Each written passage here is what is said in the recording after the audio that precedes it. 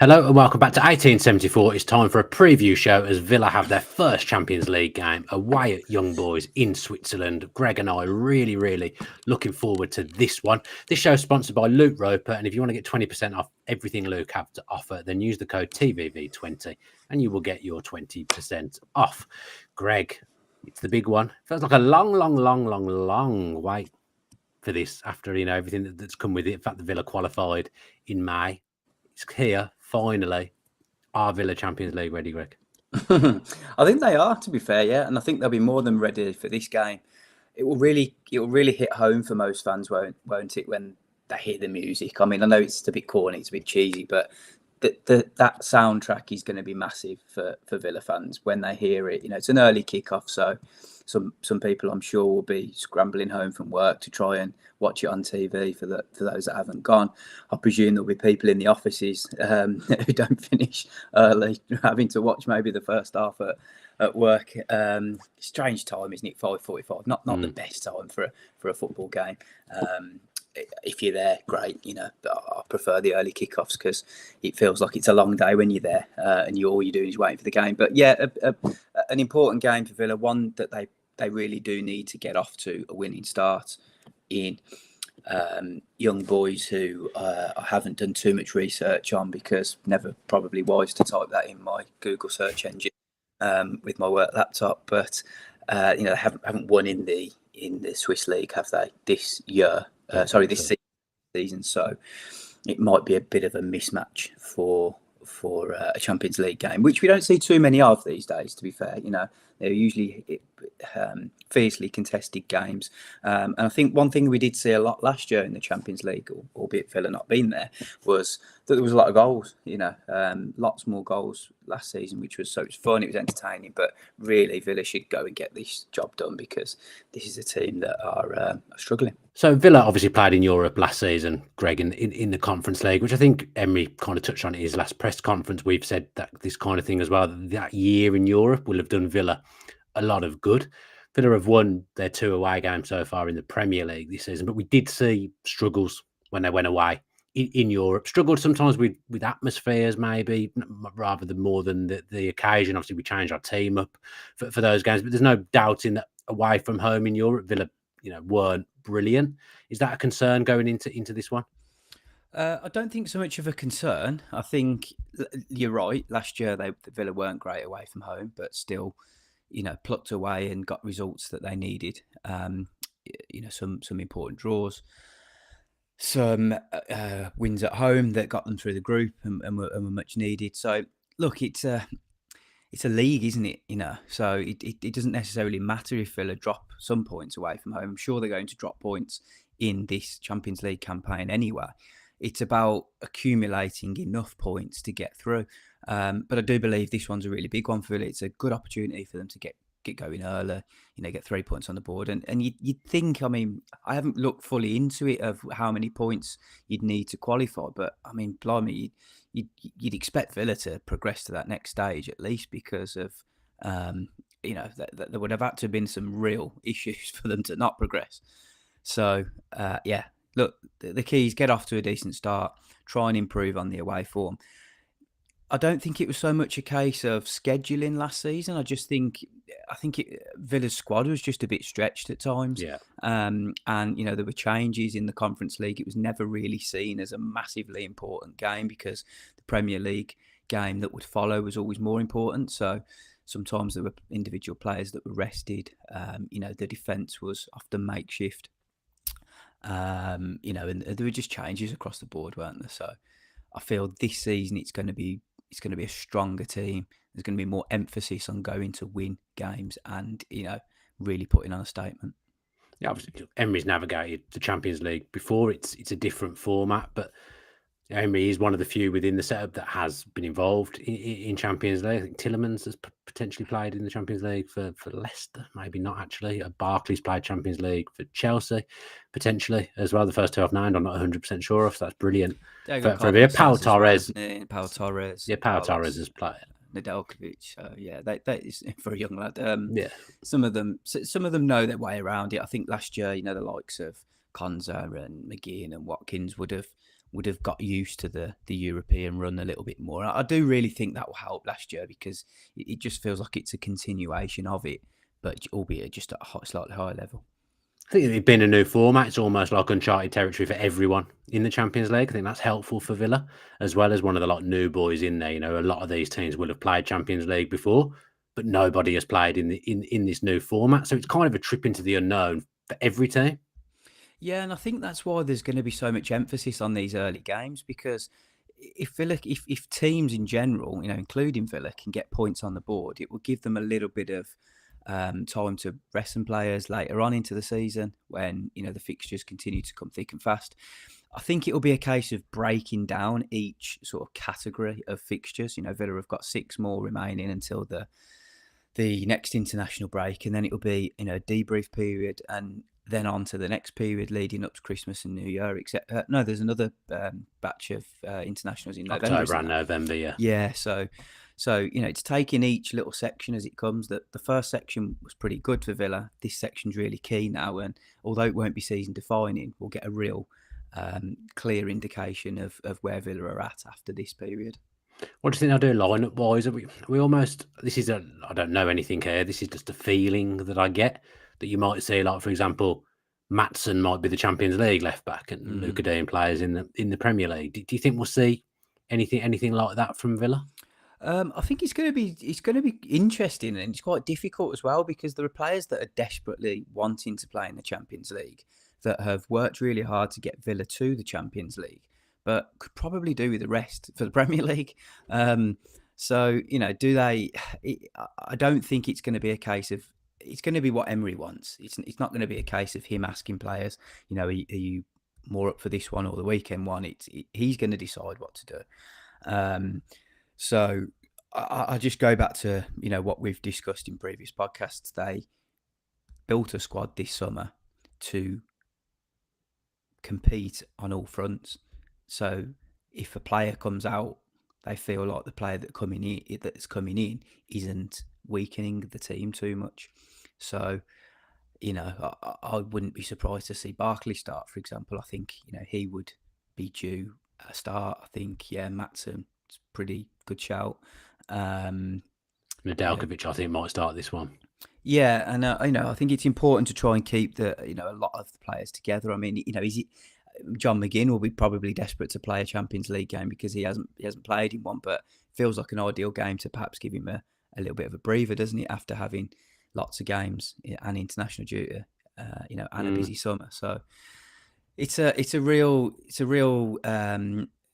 interesting area. The sports scientists are going to come into their own, I think, at this stage because they will be looking at the recovery rates of players, how they have to be managing the training loads very well, seeing which players are struggling physically and mentally or just suffering a little bit of a drop off, and getting those decisions right could be really key because if a player is at 80%, if 2 or 3 players are at 80%, that can be enough to lose a team a game, whether that be in the Champions League or the Premier League. So it's getting those real fine details correct. I guess we were to talk about Thursday, Sunday last year. This round, it's Tuesday, Saturday, which feels a bit kinder, although I suppose it works the other way because we played on Saturday, whereas before we would have had Saturday to Thursday to play. So I guess that isn't at the level that I just thought it was. It's all right in the game after, isn't it? The Champions League game is going to be the difficult one. It's because it's a quick turnaround a quicker turnaround from the Premier League game, but you feel like there's enough time to recover, providing it's not a ridiculously long trip. It's where Villa want to be, isn't it? So they have to find a way to navigate this. They've done all they can within the parameters, financial parameters they have to adhere to try and set up the squad so it's ready for this Champions League campaign. But now it's about managing it whilst not suffering a drop-off in the Premier League. Really, really difficult to do. Newcastle couldn't do it last year. The real top teams have found a way to do it because they've been doing it over a long period of years and have got exceptionally talented squads. Villa, I just keep saying it, but Villa are always playing catch-up on everyone, aren't they? So... as much as you want Villa to go and express themselves and go at the Champions League full throttle, you just got to be wary of the Premier League form doesn't suffer as well. Because Emery spoke about that, hasn't he? He's kind of saying still the Premier League is like trying to do the same again in the Premier League and qualify for the Champions League. That's almost more important than the Champions League. That's it. It's like weird, isn't it? The importance of maintaining, of picking up points regular in the Premier League is so much harder because it's very unlikely that Villa are going to win the Champions League. It's more likely, but then it's probably harder for them to finish third or fourth because they've got to do it every single week. So, it's just a real slog, but it should be an enjoyable one for Villa because this is where they've been wanting to get to. Yeah, I mean, you've covered Villa for a long, long time. You've covered them in horrible places away from home in the Championship. But like you say, these are the days that we've all been waiting for. Everyone who's ever been associated with Villa in any way, the supporters, the players, the coach. Emery talked of trying to get in the Champions League. I think when he first joined, it probably felt a million miles away, but he's come around a lot quicker than perhaps we thought on that opening press conference that Emery had. Yeah, working on a big project in the background that I've been putting the pieces together for some time now, number of years, and occasionally when I go back to to some of the times when, not so much when I started covering Villa because it wasn't too bad then. It was more after a couple of years, in those Championship days, and there were a lot of sliding doors moments where things could have gone very, very differently, and Villa have got a lot of things right over the years to give them the platform to move up to this point. And had an awful lot of good luck along the way as well. So, yeah, but look, ultimately, when you've got owners that come in and say that they want to get to right to the top and push enthusiastically every step of the way, that helps. We're seeing that at Birmingham City now to slightly go off track. We're doing a Champions League show. Birmingham City. Those words. I know, but this is what I'm going to say. But Birmingham City are pushing hard like Villa did when they were in the Championship, but they're a league below and they've got a lot of catching up to do. And yes, there are going to be some unhappy owners across England and Wales when not all these teams make it into the Premier League and even higher up, because there is only 20 places in the Premier League. But to go back to my original point, Villa were emphatic in their message that they were going to get into the Champions League within a certain time frame, and they've managed it, so that helps. Yeah, I mean, they had those plans, but literally without Unai Emery, the manager, these things don't happen. How far do you think Villa will go in the Champions League? If you had to make a prediction, how far do you think they'll go? I think I can be feasibly seeing them get into the quarterfinals, and then it's hard to predict from there, isn't it? If you come up against Real Madrid or Barcelona or Man City, then it's going to be difficult from there, isn't it? But I do back Villa to be able to give any team now in the world a real run for their money. I think that's the crucial thing, isn't it? I can quite easily see a world where Villa lose to Young Boys tomorrow, but go and beat Bayern Munich at home. I can envisage that happening. That would feel like one of the most Villa things ever. But I'm just so confident against the big boys nowadays because I've seen them do it last season. I've watched them play Man City off the park. Yeah, and the Arsenal game wasn't as convincing, but they still got the result, and they did it twice, didn't they, last year? So it shows that they're capable of going and beating some of the best teams in the world, and Arsenal and Manchester City are among those two.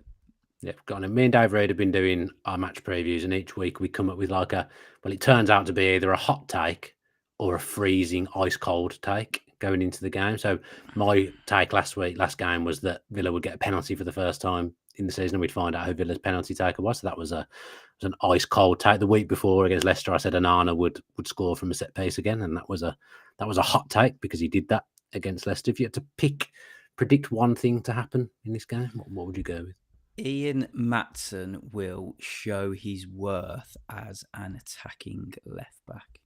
Okay, that's fair. You can have that. It can literally. Too basic? No, it can be. It can be. So you're saying he's going to start? Is that what you're saying? Yeah, I think he's going to. You've got to put your neck on the line with something like that. He's going to show what he's made of.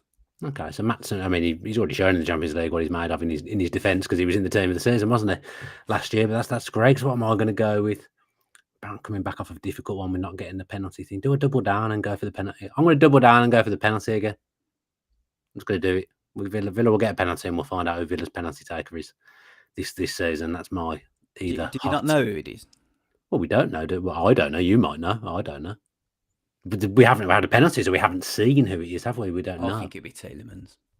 That's an interesting shot. So I remember McGinn saying when Louise took the first penalties, and it was going to be out of him or Louise, and he let Louise take it, and then Louise took them all seasons. I don't know whether it might be McGinn.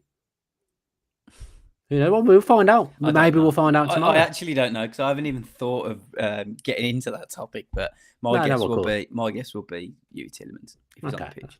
I like it. It's a good guess. It's a good guess, Greg. So yeah, there are takes. We'll find out. Well, we'll find out tomorrow whether they're hot or freezing cold from Greg and myself. But yeah, that does us for this week's match preview show. Obviously, don't know loads about young boys, either of us, so we've kind of shied away from that a little bit. I'm sure none of you know much about them either, or many people that are going to be covering the game. But yes, I'm not a big watcher of Swiss football, to be honest. Go back and check out the podcast that Greg and I did. We look back on the victory against Everton at the weekend, and of course spoke about Gary Shaw, who unfortunately passed away earlier on today as well. So go back and check out that podcast, and get your hours worth. I think we did we do an hour or did we do half an hour? I can't remember how much. Somewhere in the middle. Somewhere in the middle, probably. Yeah. So we've jumped on and done a match preview show. Sorry as well. So if you're enjoying the content, make sure you're liking the content, subscribing to the channel, leaving reviews wherever you're taking in the podcast. If it's audio, well, just do all the things that you think might help the channel. If you can do that, that would be absolutely fantastic. Be back. I'll have to do something after the Champions League game, I guess, on Wednesday. So yeah, there'll probably be something on the channel on Wednesday after the Champions League game. So watch out for that, but keep an eye on our socials and you'll find out exactly what's going on. Thanks to Luke for sponsoring, thanks to Adam for producing, and thanks to Greg again for joining me. And as ever, up the Villa.